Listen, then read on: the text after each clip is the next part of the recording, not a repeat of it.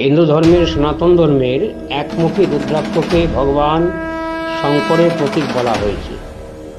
তা ভগবান শঙ্করের প্রতীক রূপে যখন রুদ্রাক্ষর সৃষ্টি হয়েছে এবং ভগবান শঙ্করের চোখের অস্ত্র থেকে রুদ্রাক্ষর সৃষ্টি হয়েছে, তা আমরা রুদ্রাক্ষ কেন ধারণ করব? অর্থাৎ ভগবান শঙ্করের প্রতীক বিধায় আমরা রুদ্রাক্ষ ধারণ করি।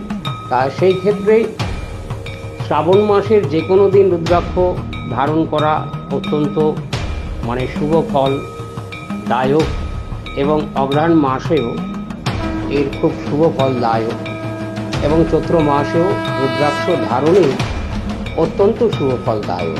কিন্তু এই শ্রাবণ মাসকে সবচাইতে আগে কেন বেছে নেওয়া হলো এবং অগ্রহায়ণ মাসকে কেনই বা বেছে নেওয়া হলো? তা তদ্রূপ 1 থেকে 9 মুখী পর্যন্ত রুদ্রাক্ষ আপনারা ধারণ করতে পারেন। এবার দেখা যাচ্ছে 14 মুখী, 12 মুখী, 13 মুখী প্রসঙ্গ না, 9 মুখী রুদ্রাক্ষকে নবদুর্গার প্রতীক এবং নবগ্রহের প্রতীক বলা হয়েছে এবং 8 মুখী রুদ্রাক্ষকে অষ্টবসুর প্রতীক বলা হয়েছে। কারণ আপনারা জানেন স্বর্গের 8টা ঋষি আছে এবং 8টা বসু আছে, এই অষ্টবসুর প্রতীক বলা হয়েছে। এবং 7 মুখী রুদ্রাক্ষকে অর্থাৎ সপ্তগ্রহের প্রভাব বলা হয়েছে। অর্থাৎ আমরা ভাব দ্বারা অ্যাস্ট্রোলজিতে যেটা বিচার করে থাকি, সপ্তম প্রতীক অর্থাৎ সপ্তম প্রতীক থেকে আমাদের জীবনের অনেক উন্নতিও হতে পারে, অনেক খারাপ গ্রহ বা পাপক গ্রহ বসে থাকলে সেটা খারাপও হতে পারে, যার জন্য 7 মুখী রুদ্রাক্ষ ধারণ করা। অর্থাৎ 6 মুখী রুদ্রাক্ষ কেন ধারণ করা হবে, কী কারণে? 6 মুখী রুদ্রাক্ষ ধারণ করতে হয় যে ব্যক্তিদের সাহস নেই এবং যারা খুব দুর্বল চিত্তের হয় এবং তাদের মনের জোর নেই, এই জোরটাকে সৃষ্টি করার জন্যে আমাদের 6 মুখী রুদ্রাক্ষ ধারণ করা হয়। আবার এবং সে পুরাণে বলা হয়েছে 6 মুখী রুদ্রাক্ষ এটা হচ্ছে ভগবান কার্তিকের প্রতীক। কার্তিককে সেনাপতি দেবসেনা বলা হয়ে থাকে, ভগবান কার্তিক দেবসেনা, যার জন্য আমরা বিশেষ করে যাদের ভীত ব্যক্তি আছেন তাদেরকে আমরা 6 মুখী রুদ্রাক্ষ ধারণ করিয়ে থাকি। এবার পঞ্চমুখী রুদ্রাক্ষ কেন ধারণ করবেন? অর্থাৎ আমরা এই পঞ্চভূতে বিলীন হব এবং পঞ্চভূতের থেকে সৃষ্টি, পঞ্চভূতে আমরা বিলীন হব। অর্থাৎ পঞ্চভূতকে বলা হয় মায়ার অতীত। অর্থাৎ ব্রহ্মাণ্ড যখন সৃষ্টি হয়েছে তাকে বলা হয় মায়ার দ্বারা, অর্থাৎ যোগমায়ার কাছ থেকে যোগশক্তির দ্বারাতে ব্রহ্মাণ্ড সৃষ্টি হয়েছে। অর্থাৎ ভগবান শঙ্কর সৃষ্টি করেছেন, এই ব্রহ্মাণ্ডকে সৃষ্টি করেছেন ভগবান শঙ্কর এবং পূর্ণব্রহ্ম 16 কলা ভগবান শিবপুরাণে ভগবান শঙ্করকে বলা হয়েছে। এবার দেখা যাচ্ছে যারা শিবপুরাণ পড়াশোনা করেননি, এই সাবজেক্টটা তাদের খুব একটা জানা নেই, যার জন্য আমি শিবপুরাণ তথ্য থেকে বলছি। ব্রহ্মাণ্ড সৃষ্টি হয়েছে ভগবান শঙ্করের কাছ থেকে এবং ভগবান শঙ্করের গুরুদেব হচ্ছেন, ভগবান শঙ্করের কোনো গুরুদেব নেই এবং ভগবান বিষ্ণুর গুরুদেব হচ্ছেন ভগবান শঙ্কর এবং ব্রহ্মদেবের গুরু হচ্ছেন ভগবান শঙ্কর, যার জন্য সেটা সৃষ্টির আরম্ভরে, যার জন্য গুরুরূপে তাকে ধারণ করার পরবর্তীতে অর্থাৎ তারা পূজিত হলেন। এবং আদ্যা নক্ষত্রের যে অগ্রহায়ণ মাসের আদ্যা নক্ষত্রে ভগবান শঙ্করের শিবলিঙ্গ আকারে স্তম্ভ আকারে আবির্ভূত হয়েছে এবং শিবের প্রথম পূজা হয়েছেন কবে?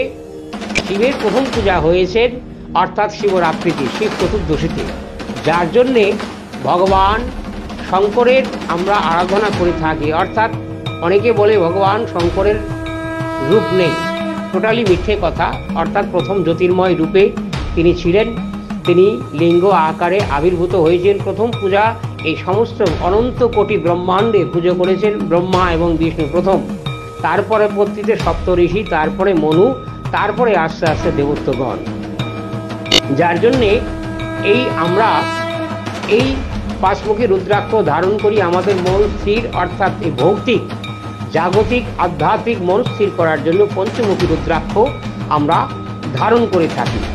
অর্থাৎ চতুর্মুখী রুদ্রাক্ষ আমরা কেন ধারণ করব? চতুর্মুখী রুদ্রাক্ষকে বলা হয় ভগবান আদ্যাশক্তি মহামায়া পূর্ণরূপ, অর্থাৎ চতুর্ভুজা দেবী, যার জন্যে আমরা এই মন্ত্রবিদ্যায় অথবা শাস্ত্রে যখন আমরা ভগবতী পুজো করে থাকি, ব্রাহ্মণী বৈষ্ণবী ভদ্রাং সর্বভুজাং চ চতুষ্মুখী, অর্থাৎ ত্রিনেত্রা খড়গশুলাভি পদ্মা চক্রাধরম গদাধরম পীতাম্বরাধরং দেবী নানা অলঙ্কার ভূষিতাম, এই যে পুঞ্জে ভরা শ্রেষ্ঠাধ্যায়ের কাল কুমারিকায় নমঃ, অর্থাৎ এই কালের কুমারীর আরাধনা, পূজা এবং শক্তির সাহসের জন্য আমরা চতুর্মুখী রুদ্রাক্ষ ধারণ করে থাকি। এবং দেখা যাচ্ছে তিনমুখী রুদ্রাক্ষ আমরা কেন ধারণ করব? তিনমুখী রুদ্রাক্ষ হচ্ছে ব্রহ্মা এবং বিষ্ণু শিবের প্রতীক, অর্থাৎ ত্রিশক্তি ত্রিগুণরহিতাং। আমরা শ্রীমদ্ ভগবদ গীতায় স্পষ্টভাবে পড়াশোনা করে থাকি যে ত্রিগুণরহিতাং সদ্গুরুতং নমামি, অর্থাৎ পরমেশ্বরকে সদ্গুরু পরমেশ্বর বলা হয়েছে সংহারকর্তা।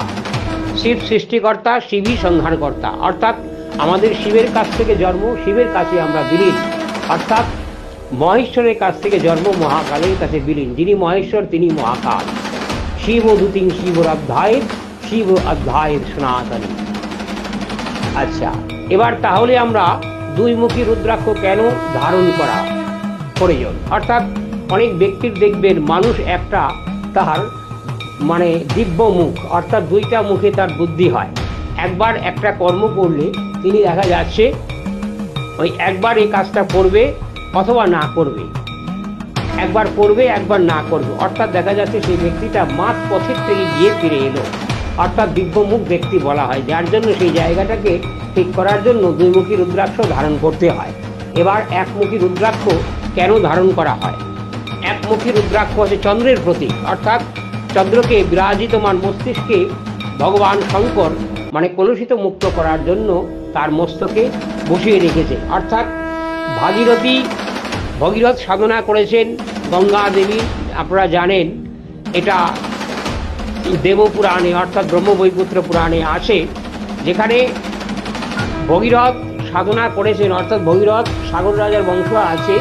ভগীরথ সাধনা করতে করতে তার 60,000 পুরুষ মানে শেষ হয়ে গেছে, পৃথিবীতে কোনো জল ছিলেন না। গঙ্গার আরাধনা করেছেন, গঙ্গার আরাধনা করে গঙ্গা দেবীকে সিদ্ধি লাভ করেছেন। সিদ্ধি লাভ করার পরবর্তীতে গঙ্গার যে স্রোত প্রবাহ, জলপ্রবাহ পৃথিবী দেবীর অর্থাৎ ধরিত্রী দেবীর, এই বাস্তুদেবীর সামর্থ্য ছিলেন না তাকে ধারণ করবেন, অর্থাৎ তিনি যতবার পৃথিবীতে এসছেন ততবারই তিনি সুতল লোকে অর্থাৎ পাতাল লোকে তিনি চলে গিয়েছেন। এবার ভগবান শঙ্করের সাধনা করে নারদ মুনি যখন বললেন যে ভগীরথকে তুমি নারদ মুনির সাধনা করো, ভগবান শঙ্করের সাধনা করো, ভগবান শঙ্করের সাধনা করে সিদ্ধি লাভ করে অর্থাৎ গঙ্গা দেবীকে মস্তকে জটা ধারণ করেছেন। তার থেকে অর্থাৎ তারপরে চন্দ্রদেবকে কলুষিত মুক্ত করতে মস্তকে ধারণ করেছেন, যেটা বলে যে চাঁদেরও কলঙ্ক আছে, যার জন্যে শিবের মস্তক বলা হয়ে থাকে একমুখী রুদ্রাক্ষকে, যার জন্যে আমরা একমুখী রুদ্রাক্ষ ধারণ করি। এবার দেখুন বহু সাধক, বহু অ্যাস্ট্রোলজার, বহু চ্যানেলে বহুভাবে আপনার এই রুদ্রাক্ষ সম্বন্ধে ধারণা দিয়ে থাকে, কিন্তু এই এক একটা ব্যাখ্যা 1 ঘন্টা 1.5 ঘন্টা করে আছে। আমি ভিডিওটাকে অনেক বড় করবো না বিধায়, যার জন্য অল্প করে শর্ট করে সাধারণ কিছু ব্যাখ্যা আমি বললাম। নমস্কার।